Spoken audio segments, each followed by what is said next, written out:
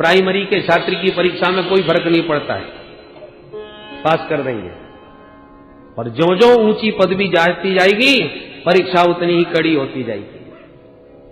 तो भगवान के निकटतम पहुंचकर ब्रजभामाओं को उस दिव्य रस की प्राप्ति होने जा रही है। तो भगवान परीक्षण कर रहे हैं, संसार का कोई प्राकृतिक रस तो इनके अंदर नहीं है, संसार की किसी वस्तु की आसक्ति तो इनमें नहीं है। पर गोपियों ने जब सब प्रकार से अपनी परीक्षा दी और कहा महाराज आपके लिए हम सब कुछ त्याग के आ गए हैं, कोई प्रलोभन अब हमको आपसे अलग नहीं कर सकता, आप स्वयं भी हमको अपने से अलग नहीं कर सकते, तब भगवान प्रसन्न हो गए, परीक्षा में पास हो गई। और आत्मारामोप्यरीरमत, अब वो आत्माराम प्रभु ब्रजबामाओं के साथ रमण करने लगे, विहार करने लगे। जैसी गोपियों के साथ भगवान ने उनका मनोरथ पूर्ण करने के लिए ताता थैया करके थिरकना प्रारंभ किया, गोपियों के आनंद का पारावार नहीं रहा। नाचते हुए उस नट नागर को देखकर गोपियों को भ्रम हो गया कि देखो कैसे नाच रहे हैं हमारे इशारों पर। उस त्रिभुवन पति को हमने अपने वश में कर रखा है। बाहु प्रसार परिरंभ कराल कोरु नीविस्तनालभन नर्मन खाग्रपात श्वेल्यावलोक हसतिर ब्रज सुंदरीणाम उत्तम भयं रतिपतिं रमयांचकार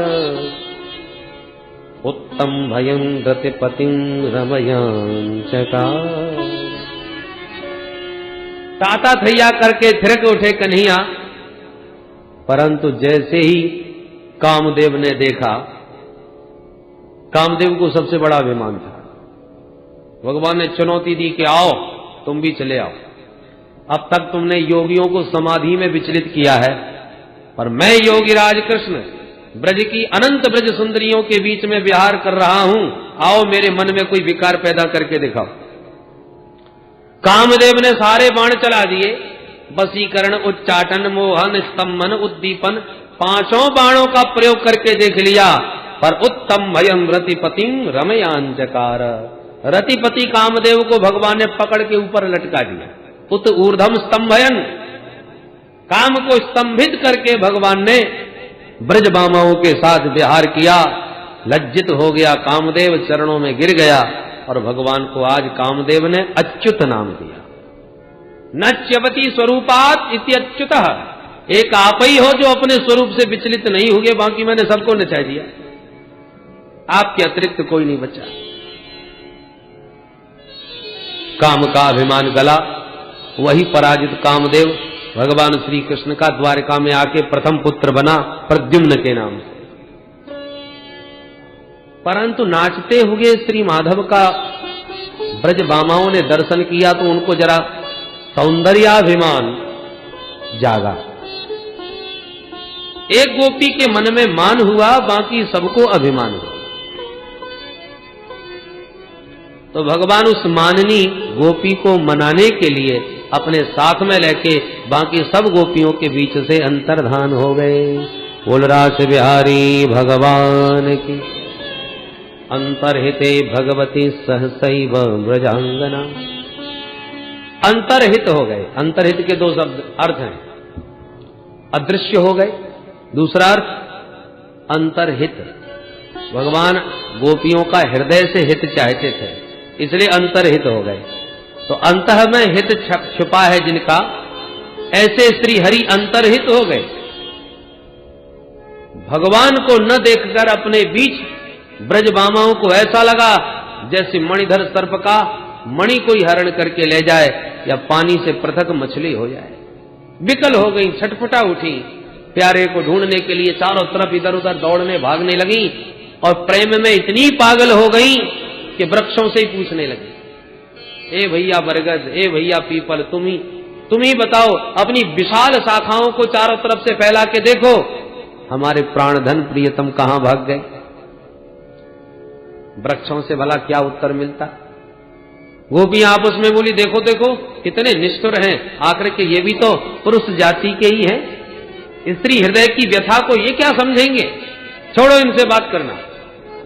तुलसी से बात करने लगी, बहन तुलसी, तू तो हमारे प्यारे से बहुत प्रेम करती है, तेरे बिना तो वो भी भोजन तक स्वीकार नहीं करते। बहन जल्दी बता कहां है? तेरा तो नाम ही तुलसी है। तू ना विष्णु ना लसती शोभती। तेरी तो शोभा ही हमारे गोविंद के पाद पद्मों में होती है। जल्दी बोल। हवा का झोंका आया, तुलसी का पौधा हिल गया। एक गोपी बोली सिर हिला रही है, मैं नहीं बताऊंगी। तो तुलसी को भी खरी खरी सुना दी। अरे बहन इससे तो पूछना ही बेकार था, ये तो हमारी सौत लगती है, ये हमें भला क्यों बताने चले? आगे चलो।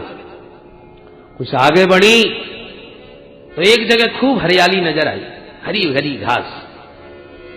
एक गोपी बोली सखी निश्चित कन्हैया यहीं छुपे हैं। क्यों? तुझे कैसे पता? बोले देखो कि पृथ्वी कितनी रोमांच कंटकित हो रही है।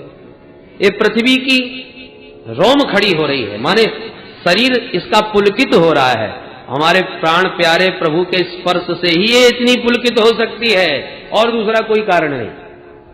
अरे बहन पृथ्वी तू बोल, कहां छुपा रखे हैं?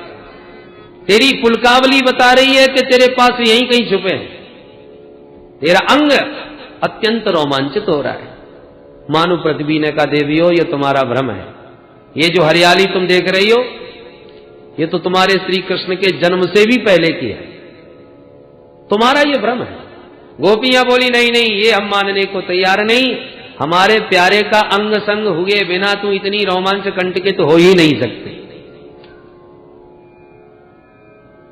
हां ये बात और है कि श्री कृष्ण रूप में न सही तो जब हमारे प्यारे बामन बन के तेरे को नाप रहे थे अपने श्री चरणों से, तब से उनके चरणों का अंग संग पाकर के तू पुलकित हो गई।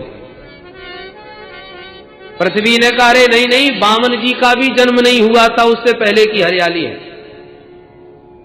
तो तीसरी गोपी ने जवाब दिया अरे बामन रूप में न सही तो जब हमारे प्यारे बराह बन करके तेरा उद्धार करने गए थे पानी से, हिरण्याक्ष के चंगुल से, उस समय हमारे प्रियतम का बराह रूप में परिरम्भण कर लिया होगा तूने, अंग संग प्राप्त कर लिया होगा, आलिंगन किया होगा, तब से तू रोमांच कंटकित हो रही है, पुलकित हो रही है। किमते कृतम चित तपोवत केशवांघ्रि स्पर्शोत्सवोत्पुलकितांगरुहैर्विभासि अप्यंग्र संभव उरुक्रम विक्रमादवा आहो बराह बपुस परिरंभणे को जड़ को चैतन्य न कछु जानत विरही जन। प्रेमी विरही को बोध नहीं रहता कि मैं किससे वार्ता कर रहा हूं। गोपियां सबको पूछती हुई गोविंद का पता इत्युन्मत्त बचो गोप्या, उन्मत्तवत विचरण कर रही। इतना सब ढूंढने पर भी जब प्यारे नहीं मिले तब गोपियों ने फिर युक्ति से काम लिया। क्या करें? एक बोली चलो लीलानुकरण करते हैं, जैसी लीलाएं प्रभु ने की हैं वैसी हम तो नहीं कर पाएंगे। ऊट पटांग लीला करेंगी तो वो हाथ पकड़ के जरूर कहेंगे ऐसे नहीं ऐसे करो, बस पकड़े जाएंगे। हाँ ये ठीक है। तब तो एक गोपी जसोदा मैया बन गई, एक गोपी कृष्ण कन्हैया बन गई, एक गोपी पूतना बन गई। भगवान ने कृष्ण बनी, गोपी ने पूतना बनी, गोपी को मारने का अभिनय किया। गोपियां सब ताली बजाने लगी, पूतना मर गई, पूतना मर गई, पर माधव नहीं आए। एक गोपी अपनी चुनरी को आकाश में उड़ा के कहती है ब्रजवासियों मत घबराओ, मैंने गोवर्धन उठा लिया, ये इंद्र तुम्हारा कुछ नहीं बिगाड़ेगा। मां भैष्टवात वर्षाभ्याम तत्प्राणम विहितम मया। माधव फिर भी नहीं आए, सारी लीलाओं का अनुकरण कर लिया। एक गोपी तो कृष्ण बन करके इतनी तन्मय हो गई कि कहती है कृष्णोहम पश्यत गति, देखो देखो मेरी चाल देखो, मैं ही कृष्ण हूं। जैसे ब्रह्म चिंतन करते करते बड़े बड़े सिद्ध संत सोहम की सत्ता में स्थित हो जाते हैं, शिवोहम सोहम। आज गोपियों को भी कृष्णाद्वैत प्राप्त हो गया। कृष्ण चिंतन करती करती स्वयं कृष्णोहम, मैं ही कृष्ण हूं।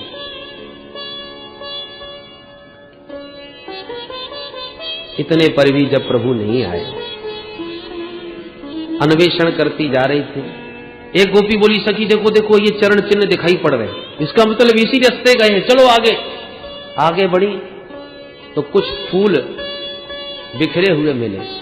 एक बोली सखी हमारे प्यारे के साथ साथ एक चरण चिन्ह और दिख रहे हैं। इसका मतलब वो अकेले नहीं है, कोई उनके साथ में भी है।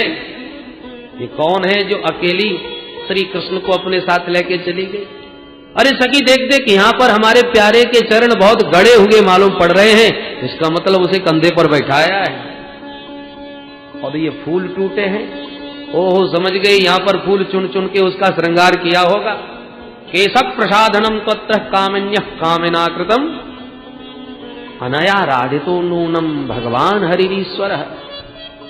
अब तो स्पृहा होने लगी उस गोपी के मन में कि वो कौन है जो उनके साथ में।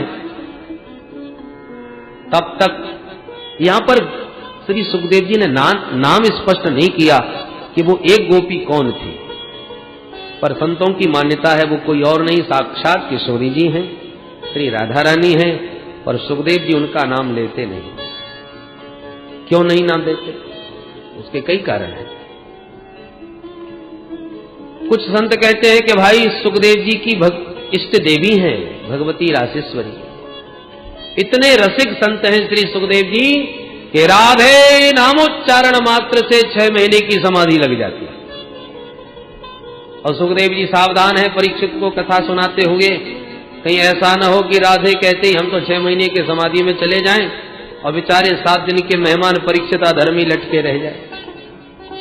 इसलिए सजग सावधान होकर के कथा सुना रहे हैं। वक्ता को अपनी मनस्थिति का पता रहता है और वो जानता है कि किस प्रसंग में मैं अतिशय भावुक हो सकता हूं। तो जब उसे लगता है कि मैं बहुत ज्यादा भावुक हो जाऊंगा तो फिर वो उस प्रसंग को थोड़ा दाएं बाएं करके निकल जाता है, बहुत उसके गहराई में नहीं जाता, क्योंकि वक्ता यदि डूब गया तो श्रोता फिर बैठे रह जाएंगे, कथा कैसे कह पाएगा। एक बार धर्म सम्राट श्री स्वामी कृपात्री जी महाराज वृंदावन में गोपी गीत पर कथा कहने के लिए पधारे तो जयति तेधिकम प्रथम श्लोक बोला गोपी गीत का, और उस श्लोक के भावों में ऐसे डूब गए कि श्लोक बोलने के बाद एक शब्द भी व्याख्या नहीं कर सके। ऐसा प्रेम उमड़ा कि एक श्लोक कह करके ही कथा को विराम दे दिया और उस दिन कथा ही नहीं कह सके। ऐसा संतों ने हमको बताया। तो वक्ता यदि अत्यंत भाव में डूब जाए तो वाणी फिर साथ छोड़ देती है और उस समय कथा कहना कठिन हो जाता है। तो सुखदेव जी जानते हैं कि रासेश्वरी के प्रेम में मेरी क्या स्थिति होती है, यदि वो स्थिति हो गई तो परीक्षित को कथा कैसे सुना पाऊंगा, इसलिए रासेश्वरी का नाम लेते नहीं। और नाम तो लिया है, संकेत तो दिया है, स्पष्ट राधा कह के न सही, अन्य शब्दों के द्वारा। जैसे यहां जो गोपी साथ में गई है वो चलते चलते बोली प्यारे मैं तो बहुत थक गई, अब चलते चलते अब आगे नहीं चला जाता, न पारे हम चले तुम नय माम यत्र ते मनः, अब तो आप ही कुछ करो, मेरे से नहीं चला जाता। भगवान बोले स्कंध आरूह्यता, मेरे कंधे पर बैठ जाइए। ठीक है। और जैसी किशोरी जी ने कदम उठाया कंधे पर बैठने के लिए तो भगवान कृष्ण वहां से भी अंतर्धान हो गए। तो सुखदेव जी यहां पर लिखते हैं सा बधूरन्वतप्यत, वो बधू भी एकदम संतप्त होकर के विरह में मूर्छित होकर गिर पड़ी। अब बधू कह करके यहां संकेत दिया, अन्य शब्दों से वर्णन कर रहे हैं, राधा नाम नहीं ले रहे। क्यों भाई? जो वस्तु जितनी कीमती होती है ना उसे उतना ही संभाल के रखा जाता है। घर में आपने बहुत बढ़िया कोठी बनाई तो आने वालों को घुमाते हैं, दिखाते हैं, ये हमारा ड्राइंग रूम, ये बेडरूम, ये किचन, सब दिखाएंगे, पर ये किसी को नहीं बताएंगे कि ये हमारी तिजोरी है, इसमें ऐसे चाबी फिट होती है, चाबी यहां रखते हैं, इतना इसमें माल है, ये बताएगा कोई? अरे ये तो बहुत अंतरंग लोग होते हैं, उन्हीं को बताया जाता है, हर किसी को थोड़ी दिखाते फिरते हैं।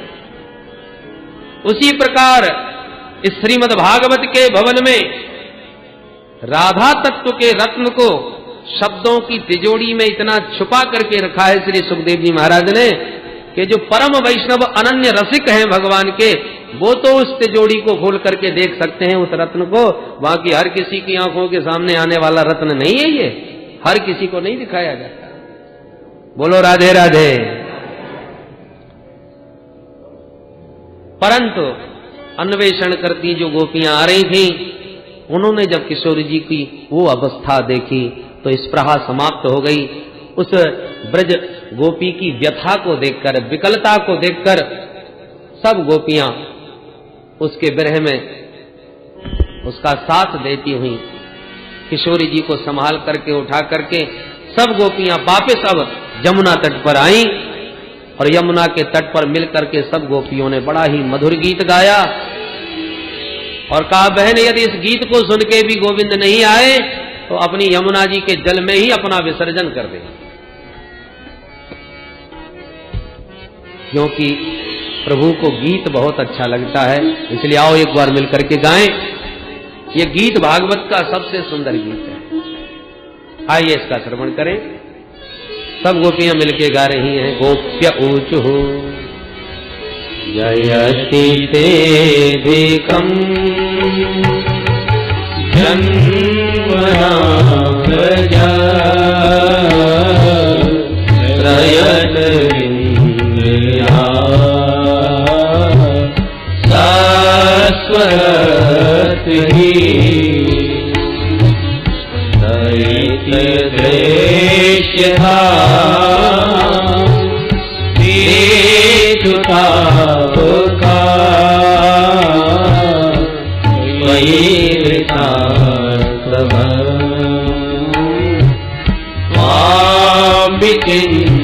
बते सरुदासये साधु जात सरसि जोधर श्रीमुषदृश सुरतनाथ के अशुल्क दासिका वरद निर्गतो नेह किं बध विसर्जनाभ्यया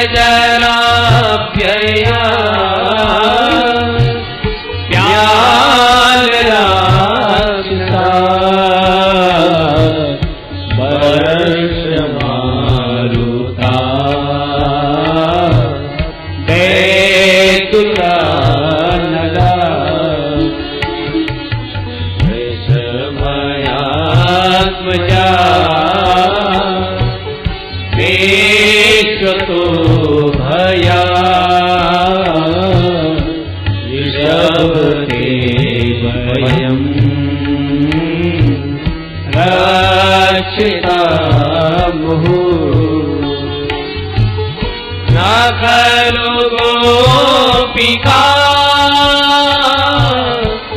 नंदनो भवान अखिल देहा अंतरात्मिक विघ्न साठ तो गुप्त ये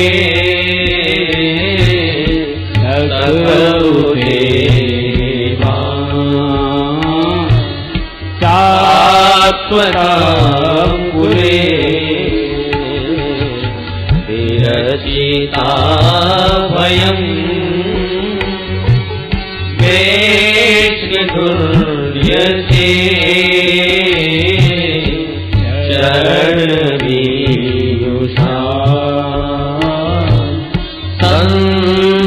संस्मृतेर्भया परसरोरुहं कामदम्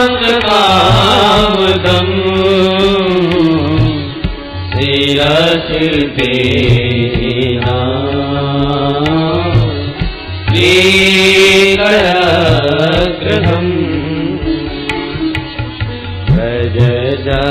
जनातिहं वीरयोषिता द्विज जन स्मय वंसन स्मित भज सखे भव किंकरीश्वरो जरुहाननम् चारुदर्शय प्रणत देहिना पापकर्षणम्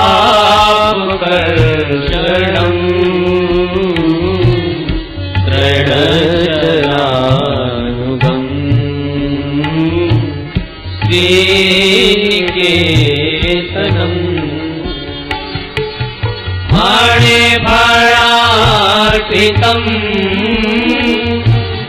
ते पदाम्बुजम् प्रणुकुचे सुना कन्देशयम्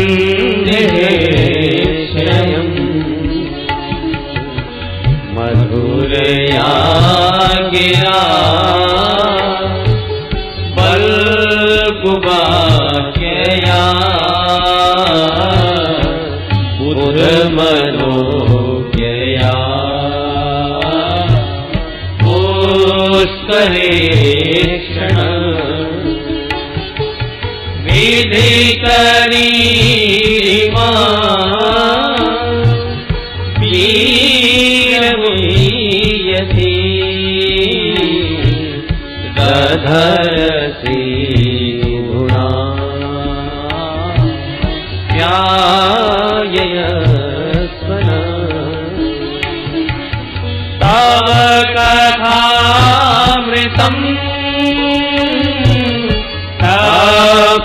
जीवनम् कविभिरीडितम्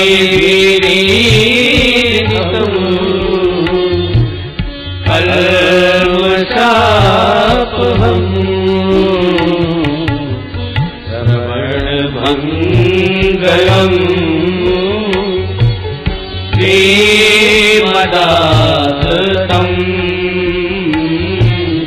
भूरि गृह्णन्ति भूरिदा जना भूरि गृह्णन्ति भूरिदा जना। बोल राज बिहारी भगवान की। बड़ा ही प्यारा ये दिव्य गीत है। गोपियां कहती हैं, प्रभु तब जन्मना ब्रजः वैकुंठात् अधिकम जयति। प्यारे, जब से ब्रज में आप पधारे हो, आपका प्राकट्य हुआ है, तब से इस ब्रज भूमि की महिमा वैकुंठ से भी अधिक हो गई। अब तक लोग वैकुंठ भाग रहे थे, पर जब आप ब्रज में आ गए तो लोग वैकुंठ छोड़ के वृंदावन भागने लगे, क्योंकि वैकुंठ में कोई पहले तो पहुंच नहीं सकता, पहुंच भी जाए तो आपके दर्शन के लिए बड़ी लंबी लाइन लगानी पड़ती है। और इस वृंदावन में किसी लाइन में लगने की जरूरत नहीं। किस गोपी के सामने नाचते मिल जाएं, कब गायों के पीछे जंगल में भागते मिल जाएं, कोई पता नहीं। सबके लिए सुलभ है। अरे जब पशुओं को, गायों को, बानरों को सुलभ हो रहे हैं तो मानवों को सुलभ क्यों नहीं होंगे। इसलिए आपकी महिमा से आज ब्रजमंडल की भी अद्भुत महिमा हो गई। अरे औरों की तो चले क्या, ऐश्वर्य की अधिष्ठात्री देवी भगवती लक्ष्मी इंदिरा अत्र सस्वत सहते। लक्ष्मी कभी एक जगह टिकती नहीं, बहुत चंचला है, परंतु वो चंचला चपला ब्रज में आकर अचला हो गई। आपको जब देखा तो चंचला लक्ष्मी अपनी चंचलता को छोड़कर ब्रज में अचल होकर बैठ गए। हे दैत्य दृश्यता, हे दयालु अब तो दर्शन दो, दिक्षु तावका, देखो देखो सब हम तुम्हारी है। अरे प्रतिज्ञाएं तो बड़ी लंबी लंबी करते हो कि एक बार जो मेरा हो जाए उसको मैं सब प्रकार से अभय कर देता हूं, आज हम सब प्रकार से तुम्हारी होकर के भी वन वन भटक रही हैं, क्या ये तुम्हें दिखाई नहीं पड़ता? दिक्षु तावका तावका त्वदीया, अपनी आंखों से देखो हम तुम्हारी होके भी वन वन भटक रहे हैं। ये क्या तुम्हें अच्छा लग रहा है? तुम्हारे होने पर भी कोई जीव भटकता रहे, ये क्या आपके स्वरूपानुकूल है? क्या आज अपनी सारी प्रतिज्ञाएं भूल गए? यदि कहो कि क्यों भटक रही हो, तो प्यारे प्राणों से पृथक भी कोई रह सकता है क्या? आप हमारे प्राण हो, त्वयि धृता सब। अरे हमें लेने के लिए यमराज भी आते हैं, पर हमारे हृदय भवन में ढूंढ ढूंढ के चले जाते हैं, उन्हें प्राण रूपी पक्षी मिलता ही नहीं, क्योंकि हमारा प्राण पक्षी तो आपके पिंजड़े में कैद है। यमराज आके क्या करेगा? त्वयि धृता सब त्वां विचिन्वते। इसलिए अपने प्राण रूपी पक्षी को पाने के लिए आपके पीछे भाग रहे हैं। आप तो हमारे प्राण प्यारे हो, और यह तुम्हें मारना ही था तो फिर इतनी बार हमको बचाया क्यों? यदि आप मारना चाहते तो अब तक तो हम कब की मर गई होती। अरे आपको कलंक भी नहीं लगता? मारने वाले तो बहुत आए हमको, कितने बड़े बड़े असुर नहीं आए, परंतु रक्षिता मुह, उन असुरों को मार मार के बार बार आप ही हमको बचाते रहे। क्या इसी दिन के लिए बचाया था हमको? असुरों के प्रहार से बचाकर आज अपने बिरहासुर में मारोगे? ये तो वही हालत हो गई जैसे कोई बकरे को खूब बढ़िया बढ़िया खिलावे, बड़े बड़े हिंसक जानवरों से अपने बकरे की रक्षा भी करे, और एक दिन खुद ही अपने हाथ से तलवार चला जाए। क्या इसी दिन के लिए ये बलिदान करने को तुमने बकरे को इतना खिलाया पिलाया था? विष वृक्षो भी संवर्ध्य स्वयं न क्षेतुमर्हति, अपने हाथ का बोया हुआ विषैला वृक्ष भी कोई अपने हाथ से काटता नहीं। आपके द्वारा रक्षित हैं और आप ही हमें मारोगे? अरे मारना कोई हथियारों से ही नहीं होता। हमको अपनी बंसी बजा के बुलाया, आपके दिव्य मुख कमल की मुस्कान को देखने पाने के लिए हम दौड़ी भागी दीवानी चली आई। आपके विशाल जो नेत्र हैं वो सर्द के सरोवर में विकसित सरसिज के सौंदर्य को भी हरण करने वाले हैं।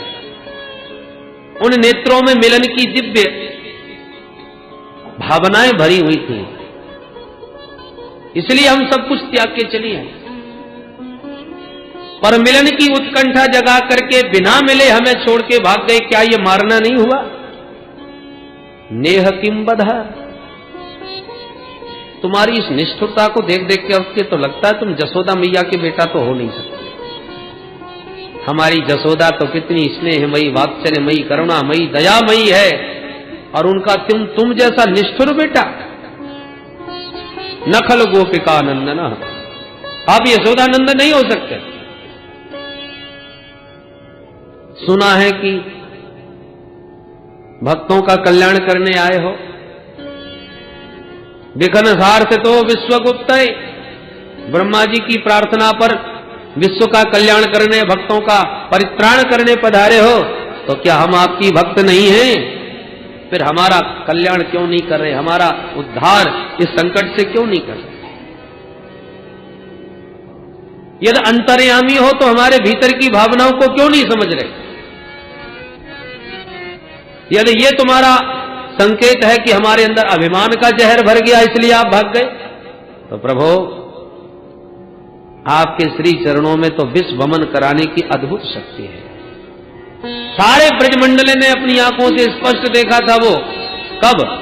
फाणे फाणार्पितम ते परानमूलम प्रणो मुझे सुना क्रंद है क्षयम। काली की फनाली पर जब ताता थैया करके थिरके आप, तो उस विषधर का समस्त विश्व वमन करा दिया आपके इन चरणों ने। तो जो चरण काली का विश्व वमन करा सकते हैं, वो चरण क्या हमारे हृदय पर स्थापित होकर के हमारा अभिमान का विष समन नहीं कर सकते? अरे हमारे भीतर भी काम रूपी काली नाम घुसा बैठा है, दुर्वासनाओं का विष बमन कर देता है।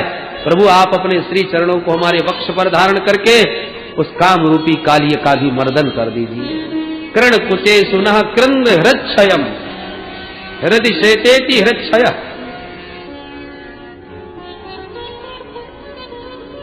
हम तो आपके विरह में मरना भी चाहे तो भी नहीं मर सकते, क्योंकि अमृत पीने के बाद अमृत उसे मरने नहीं देगा, अमृत तो प्रदान कर देगा।